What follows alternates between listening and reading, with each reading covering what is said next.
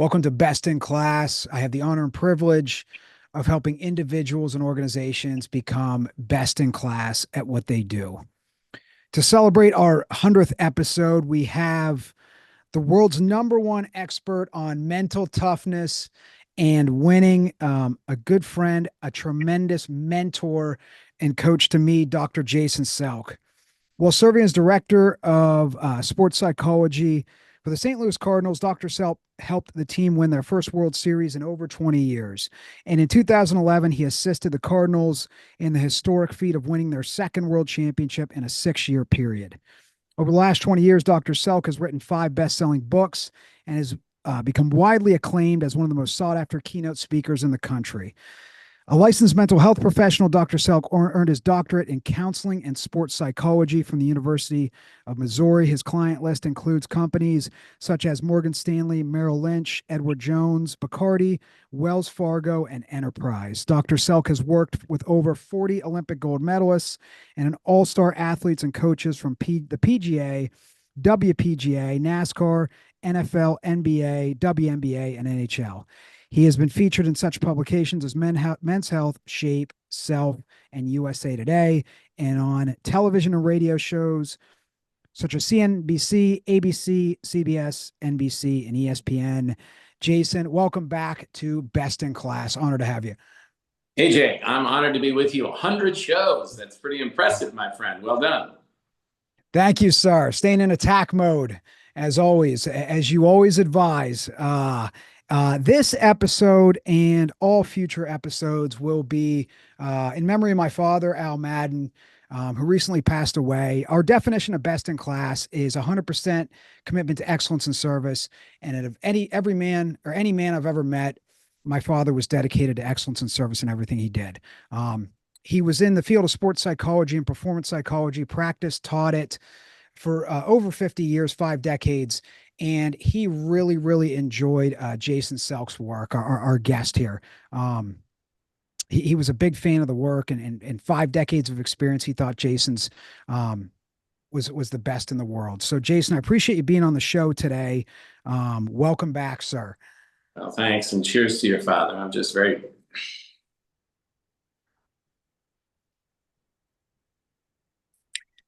I know how much he meant to you. So cheers. Let's give him a good one today, shall we?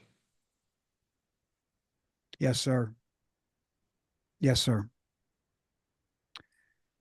Today we'll talk about the 9 patterns of the highly successful. Now, Jason Selk has had a front row seat for decades to the best in the world, from Olympians to the top of the sports world to Fortune 100 companies. He's been around the best of the best. And today he'll share with us the 9 things that he's seen over his decades of experience. The first one is a relentless solution focus. Can you talk about that? Yeah, I can. I don't think I'm going to right now. I'm going to pull rank on you. I think in honor of your father, I think it'd be better to talk about something else. And you can have me back anytime, and I'll talk about whatever you want. But I think it's important for you to hear this. It's probably a good reminder for me. And I know, over the last 20 years, I've shared this with countless individuals with great response in times needed most. So I want to talk about the best way to deal with what you're dealing with right now. The loss of a loved one. And again, it's very, very difficult, especially in your situation, because I know your dad was your hero. So it's not just the loss of a loved one, it's the loss of the loved one that I think you're dealing with. And either way, Urban Yalom, I'm going to talk about some research that I learned about. It's very interesting timing. I had just gotten married, so this would have been 1998. I was on my honeymoon in Jamaica. And the Sunday before the start of my doctoral program is when I returned home from that honeymoon. So I got home late on a Sunday night, and Monday morning I was first day of class for my doctoral program. And one of the assigned readings was from a fellow named Irvin Yalom. And Yalom in my field of mental health, is quite honestly respected as, in my opinion, the Michael Jordan. He's probably greatest of all time. He specializes in things like existentialism, group work, as well as dealing with death, dying, grief, and loss. There's a woman named Kubla Ross, who I think in pop culture gets a little bit more notoriety than Yalom, but I think people in the field, at least I do, I would look at Yalom as really the number one resource for death and dying, grief, and loss. And when Yalom was very early in his career, he's probably now in his 90s, but when he was early in his career, he was working in Stanford's medical center. And he chose to work with terminally ill cancer patients. And what it was looking for is there a variable that would help those terminally ill patients deal with their own imminent death at a higher level? And Yalom found certainly the variable is, if you will live your life, if not that you've your whole life lived your life without regret, but if at that time when you were facing your own death, if you believed you were living your life without regret, then you would have a much easier time dealing with that loss. And then Yalom wondered, okay, so what about the survivors, the people who are left? And it was the same variable, that as a survivor, if we knew the person dying was, again, not that they had their whole life, but at the time they were dying, were living their life without regret, then it was much easier for the survivors to deal with the loss of a loved one. And if you think about the situation in any depth, there's going to be a third question, which quickly came to Yalom. And the question is, well, what if the person dying isn't living his or her life without regret? And the variable Yalom identified very clearly there is, then it becomes extremely important for you to live your own life without regret.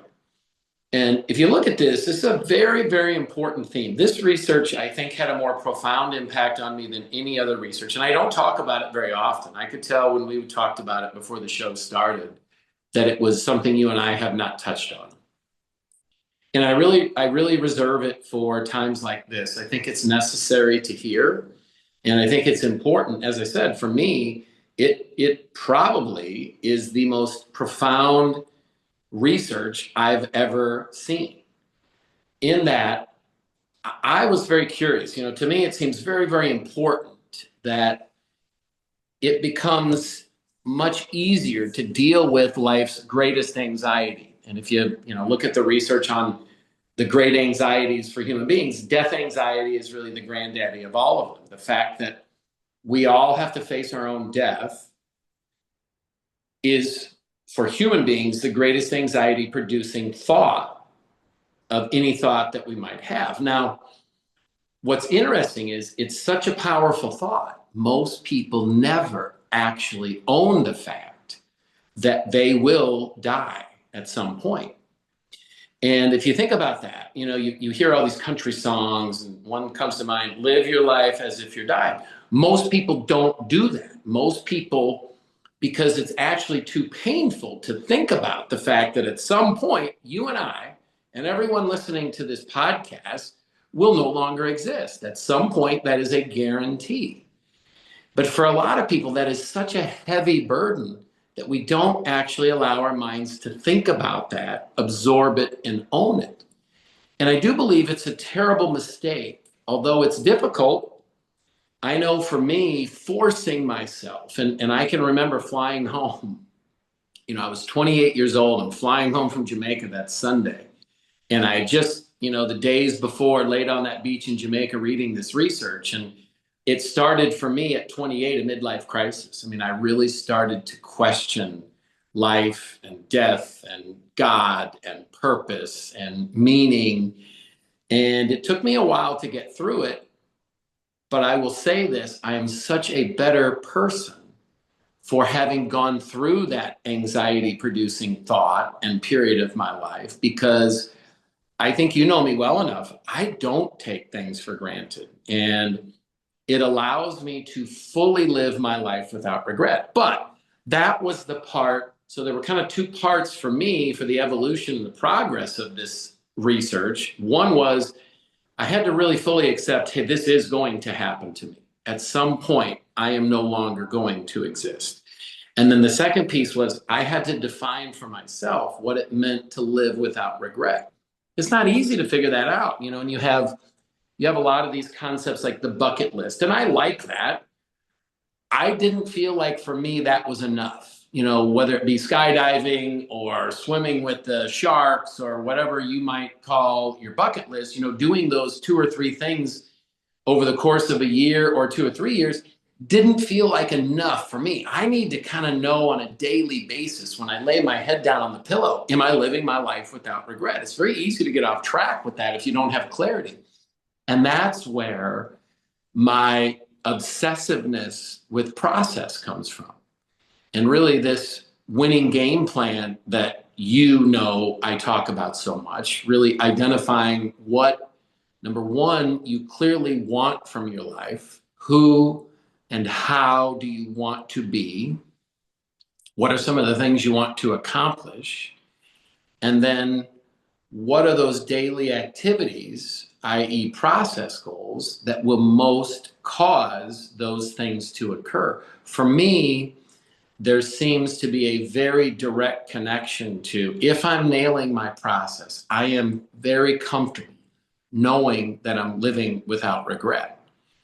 And I know when I went through the loss of my father not too long ago, I was very curious if, having put so much energy into the last 15, 20 years of doing this, would actually allow me to deal with it at a higher level. And I will say, without doubt, it did. My father, for me, was very much like your father, my hero. He was everybody in my family's hero. In fact, even pretty much all my friends growing up looked at my father as their hero. He was just one of those types of men. Sounds like your father was the same.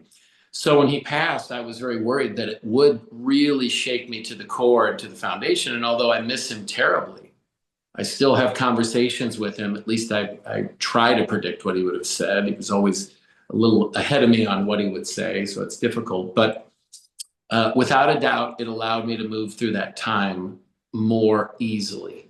And 3 years removed, I still miss him terribly, but I also don't have any regrets. So I challenge you in this time, and I said this to you, I never had the chance to really meet your father, but we talked about him often. And it sounds like he was living his life without regret. And now that responsibility lies with you. You must find your way to live your life without regret. And that's how I believe we honor those who have passed that we love the most. It works for us in many, many ways. So now I'll play by your rules and answer any questions you might have with whatever time we have left. But if I ruin this podcast, I'll come back and we can do it again. Fair? Well, as always, you know exactly what people need to hear. And my father served at an insanely powerful level. Jason Selk serves at an insanely powerful level. I can't give enough superlatives for to the both of them. And what you just taught us today is my favorite lesson in 100 episodes of this podcast. And I will go back and I will listen to it again. Uh, what I can tell you is he was my hero and my best friend and my dad. How lucky am I to have all three for 45 years? And last week was the toughest week of my life, without a question. And the tools that I've learned from Jason over the last 5 or 10 years uh, were extremely helpful in getting through the toughest week of my life, without a doubt. And if you haven't read his book, Relentless Solution Focus, I will please buy it now. Okay. If you think you can't afford it, I will buy you a copy. I will put a link in the bio. It's the one book I recommend to everyone that they read in their life. Out of the around 1,000 books I've read on performance and leadership and success, that's the one book I recommend the most. And I can tell you that his tools work. Process goals, visualization. It will get you through the toughest week of your life. It is battle tested. Jason's battle tested the methods. His clients have battle tested the methods. So I highly, highly recommend the book. Any thoughts on that, Jason? And then I Yeah. can call an audible. Well, I appreciate the nice words about the book. It means a lot, especially coming from you. But why don't we do have some time left. Why don't we, instead of compromising the concept, why don't we try to go to work on it with some people? Sure. And I don't think your normal length of a podcast, so just to give people a little heads up, let's take 10 more minutes and really try to figure out what are those steps to living without regret. And Sure. I call that, you must have the winning game plan. We've talked enough, that my platform of coaching is really three phases of high performance, or three phases of greatness. And phase number one is you must create a winning game plan. I think most people will look at that and it sounds very complicated. When I was working with the NFL football team, the Rams, their playbook, I want to say, it was like 260 pages. That's overwhelming. That's unbelievably complex. We don't need anything like that. The winning game plan really comes down to having three levels of goals. And anything above and beyond this, I will tell you, you are actually making it more difficult to win. It comes down to channel capacity. We've talked about this before. Just realize it's scientifically proven. Three is really kind of our magic number with things, really 3 and 1. So with the winning game plan, you want to have three levels of goals. The first level is something called vision. Now, there's research out there. Everybody's heard this set it high and hope to get close approach to goal setting. And most people feel like it's actually the way to go. And unfortunately, it's just not. And a lot of people are teaching this and they mean well, they just don't know the research. And the research is very clear. Set it high, hope to get close. Empirically speaking, empirical is just a fancy word for proven in real life, is actually counterproductive because of two things. One, you're forming the habit of losing. And two, you're really having a negative impact on your self-confidence. So you set your goals here, and even though you're achieving maybe more than you did the previous year, you're still, mentally speaking, you're still failing or falling short of what you want. So it's almost impossible to not end up feeling that negative blow to your self-confidence. And remember, self-confidence is the number one variable for all human performance. So with this first level of goal, we're going to call that level vision. It needs to be more than 3 years out. We need this as a component of the game plan because we need to open our minds up to what's possible. I don't even like the phrase dream big. One of the things I'll do with clients is when we work on this vision stuff, I'll have them set a pretty clear vision. We call it vision of self-image, and it's really just a 30-second video of who and how you want your life to be in 5 years in three categories: your own personal health and happiness, your professional success, and your personal relationships. How do you want those personal, most important relationships to be in 5 years? But we don't want to just dream big. We want to dream bigger. We want to open our mind up to what is actually possible. All right, so first level, and this is what I would encourage you, just if you're listening, maybe answer a few of these questions to just start getting a little bit of the detail in. But in the end, what you want to do is you want to put together a vision. I watch this 30-second video in my mind every day. And this is the third one I've had in my life. I achieved almost to a T the other two. And I've just set this new one. I'm going through some life changes personally and professionally. I just set this new one about a year ago. And I can feel already how much closer to it I am in a year. But if I hadn't set it in my mind, I don't even know where I'm trying to get. And I promise you, if you don't know where you're going, you are not going to get there. So I watched this 30-second video, and here's some questions that I think I asked myself just to get started on putting some of those details together. Let's start with the personal health and happiness. How do you want to feel emotionally in 5 years? Think about happiness, your level of pride. For me, peace and satisfaction is extremely important. How do you want to feel physically? Where do you want your weight to be? I'm 54 now, and sometimes I can feel some joint issues. I've had, multiple surgeries over the years. And I visualize feeling that peacefulness, feeling that happiness, feeling pride, and feeling my joints moving smoothly. Actually visualizing feeling no pain, the research is pretty strong, makes my body healthier, actually reduces the pain. Right? Now I want you to think about your profession. How much do you want to be making in a year? How much do you want to have saved in a year? Excuse me, I'm sorry, let me go back. How much do you want to be making in 5 years? 5 years. How much do you want to have saved in 5 years? What do you want your workday to look like? You want to be working 9, 10, 12 hours a day? You want to be working 4 to 6 hours a day? What kind of work do you want to be doing? I imagine myself waking up, and instead of visualizing emails, which I hate, I think you know me well enough, I'm visualizing writing a book, a really impactful book, helping the world, helping people as best I can. So what do you want your career to look like in 5 years? Right now, think about those relationships. Who are those relationships that are just absolutely most important to you? For me, there's no doubt it's my 3 children. And how do you want those relationships to be characterized? I know for me, I know, and I kind of boil it down to 2 words with each of my children. They're all unique, obviously. And I think, what is it that I want our relationship, the foundation, to be kind of based on?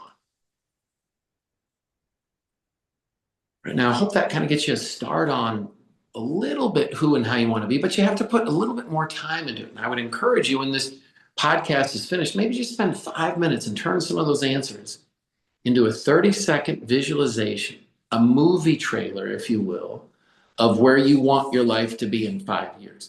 And I promise you, nobody's going to get it perfectly. Mine's not perfect, but I know this. Every day I do it, just gets a little bit tighter here, a little bit better there. I figure it out a little bit more. And after maybe a year or 2 of working on that same video, then you'll have it. And that's when it really starts to kick in. All right, that's level 1. Have that vision of where your life is trying to go, where you want it to be. 5 years. Again, the research is 3 years. I like 5 because I don't like to cut it close. All right, the second level for your winning game plan is, I want you to have 1 product goal. And you can do it personally or you can do it professionally. Now, I'll give you a sneak peek. Once you get this first one figured out, then you can add a second one, but no more than 1 personally, 1 professionally. So just to get started, though, pick 1. And it's a 1-year result-oriented goal. That's what's called a product goal. So you might say, it's really common in business. People will say, okay, I want to make this much money this year. For your personal, it could be, I want to be this happy by the end of the year. And it's harder to measure happiness, but you can do it. You say, okay, on a 10-point scale, I want to be an 8 or better. Currently, I'm maybe you're feeling like a 6. I wouldn't be surprised if you're a little bit down right now. By the end of the year, we want to be back up to that 8 range.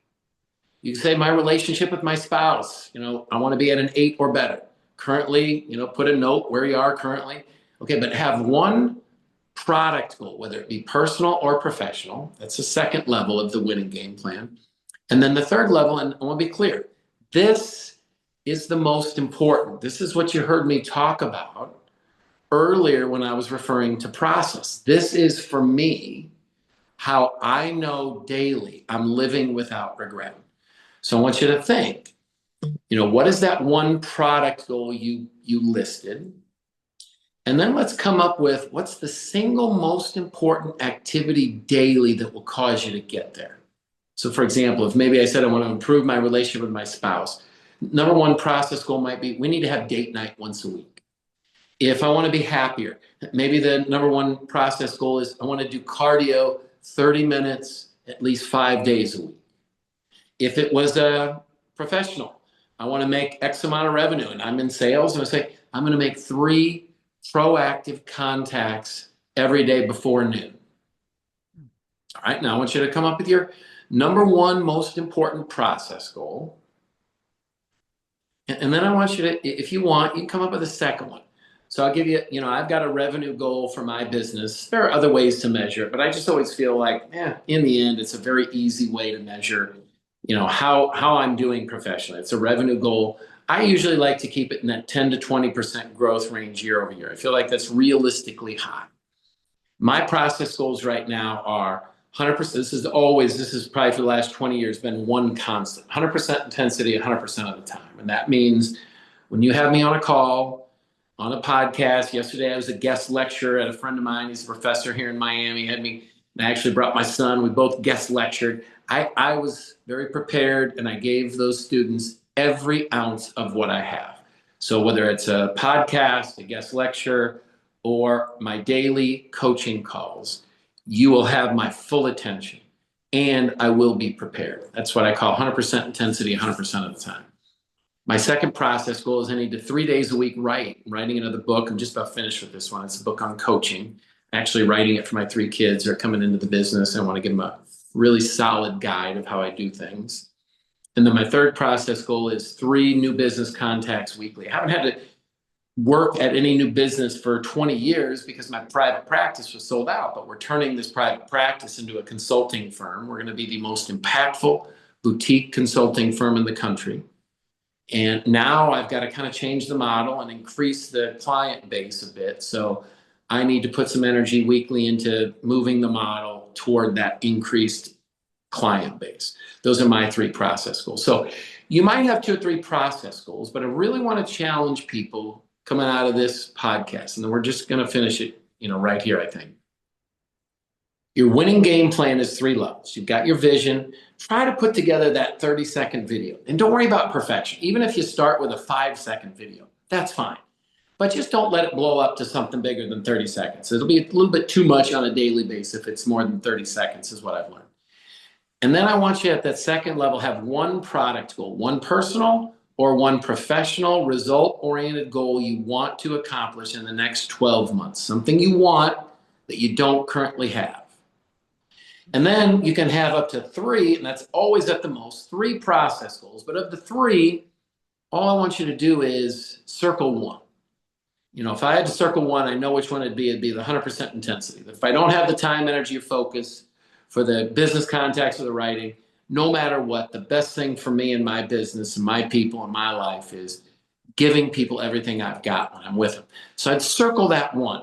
Now, for me, I've been doing this a long time, so I'm actually trying to get all 3 of them at 90%. But your goal coming out of this podcast, if this is new information, I want you to focus on nailing that 1. You don't need to be perfect. 90% will do it.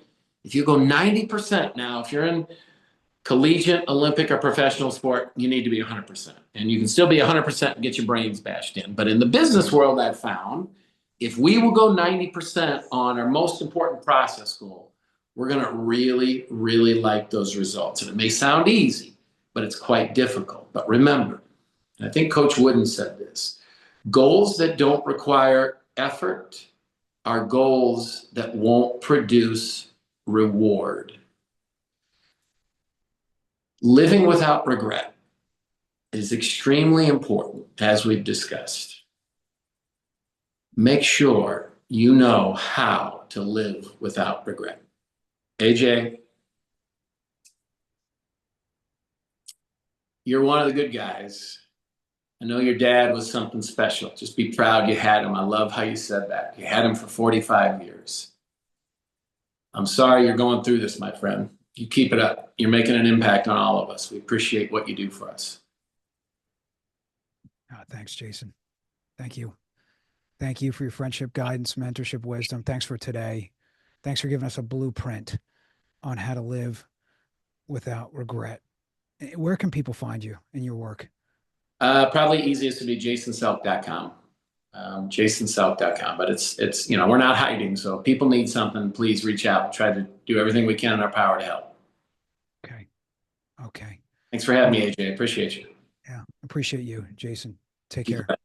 Yeah. Thanks.